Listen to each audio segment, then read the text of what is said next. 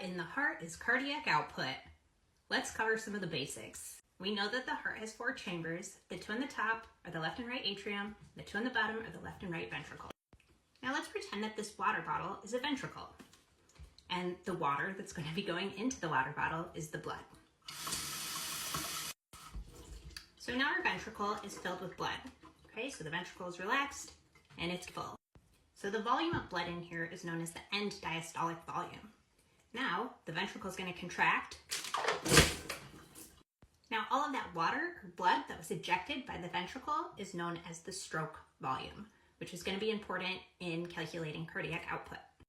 And let's notice that not all of the water or the blood was ejected from the ventricle. So what remains in the ventricle is known as the end systolic volume.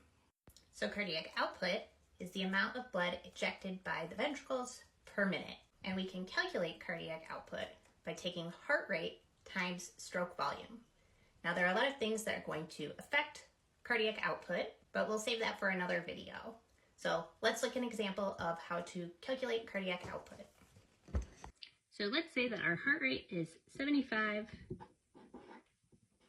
beats per minute. And our stroke volume is 70 milliliters per beat. Okay, so we can get rid of the beats, which is going to give us a cardiac output of 5,250 milliliters per minute, or 5.25 liters per minute.